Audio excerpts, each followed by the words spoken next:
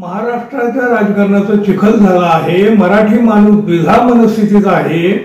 राजसाहेब ठाकरे आणि उद्धव साहेब ठाकरे आता तरी एकत्र या, मराठी माणूस आपली वाट पाहत आहे, अशा आशयाचे बॅनर सध्या लागलेले दिसत आहेत।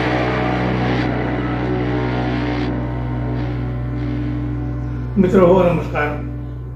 महाराष्ट्राच्या राजकारणाचा पुरता चिखल झालाय चिखल।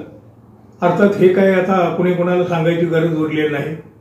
गेल्या 3 वर्षात जो फालतूपणा झालाय ना महाराष्ट्राच्या राजकारणामध्ये, एवढा फालतूपणा आजवर कधीही झालेला नाही महाराष्ट्राच्या इतिहासामध्ये। फक्त सत्ता, खुर्ची आणि त्यातून मिळणारा लाभ, बस एवढ्यावरच डोळा। आणि मग त्यासाठी काहीही नैतिक अनैतिक सब कुछ काहीही करायची तयारी असते। बघा, शिवसेना प्रमुख बाळासाहेब ठाकरे यांनी मराठी माणसांच्या भल्यासाठी शिवसेना स्थापन केली। त्यामुळे तर मुंबई टिकली वाचली, मराठी माणूस टिकला उरला वाचला। पण दुर्दैवानं मराठी माणसांनीच बाळासाहेबांच्या सेनेला सुरुंग लावला। पण त्याच्याही आधी बघा, राज आणि उद्धव ठाकरे वेगवेगळे झाले होते। पण तरीही बघा, राज ठाकरे यांनी पक्ष चोरला नाही, ढापला नाही, हिसकावला नाही, स्वतः नवा पक्ष स्थापन केला अगदी स्वतःच्या हिमतीवर।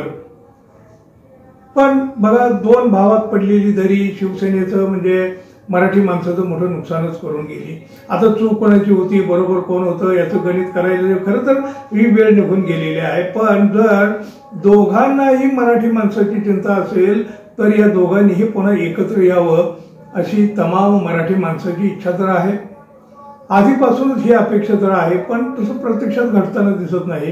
काय होतं बघा, एकीकडून टाळी अलीकडे दुसरीकडे ती वाजतच नाही। भाऊबंदकीमध्ये मराठी माणूस अशा पद्धतीने गुदमरून गेला।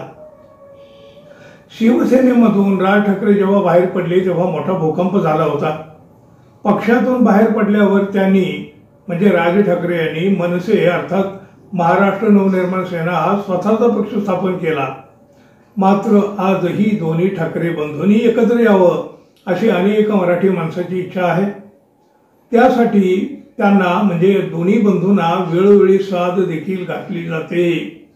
हीच भावनिक साथ आता पुन्हा घालण्यात आलेली आहे। ठाकरे बंधूंनी एकत्र यावं अशा आशयाचे बॅनर्स शिवसेना भवनासमोरच लावण्यात आले आहेत। आता या बॅनरवर राज आणि उद्धव ठाकरे यांचा बाळासाहेब ठाकरे यांच्या सोबत असलेला एकत्रित फोटो देखील लावण्यात आलेला आहे।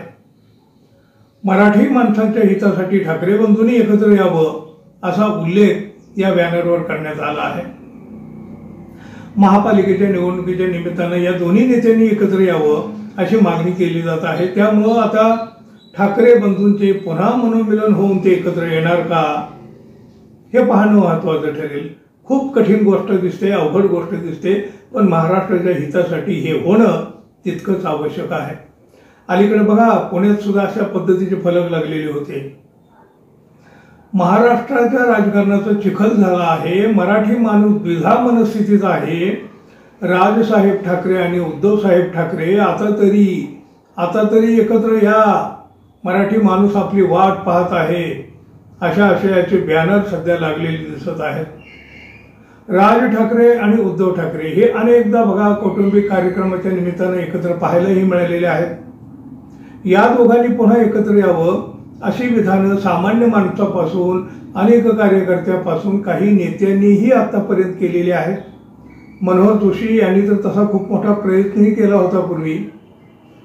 या प्रत्येकाने आपापल्या भावना तर व्यक्त केलेल्या आहेत। पण राज किंवा उद्धव ठाकरे यांच्यापैकी कोणीही किंवा शिवसेना पक्ष किंवा मनसे पक्ष यांच्याकडून एकत्र येण्याबाबतची कोणतीही घोषणा आतापर्यंत तरी करण्यात आलेली नाही।